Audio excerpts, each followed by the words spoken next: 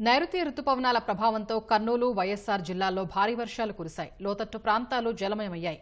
వాగులు పొంగిపొర్లుతున్నాయి. పలుచోట్ల ఇళ్లల్లోకి వర్షపు నీరు చేరింది.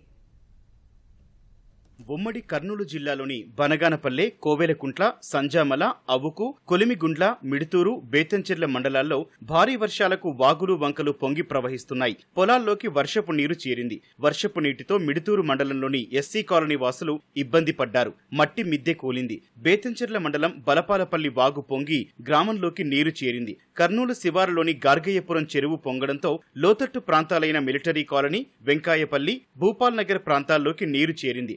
కర్నూలులోని హంద్రి, వక్కెర వాగులు జలకళ సంతరించుకున్నాయి.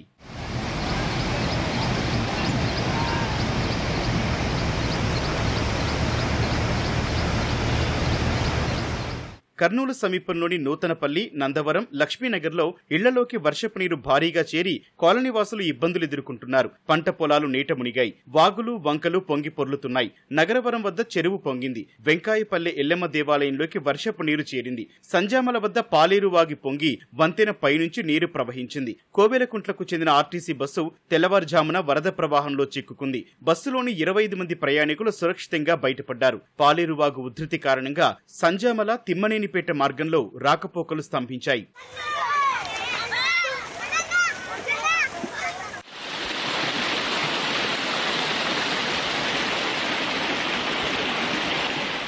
కడపలో కురిసిన భారీ వర్షానికి నగరంలోని రోడ్లన్నీ చెరువులను తలపించాయి. బస్టాండ్ ప్రాంగణం వర్షపు నీటితో నిండిపోయింది. బస్టాండ్లోకి వెళ్లేందుకు దారి లేక ప్రయాణికులు అవస్థలు పడ్డారు. డ్రైనేజీలు పొంగడంతో వాహనదారులు ఇబ్బందులు పడ్డారు.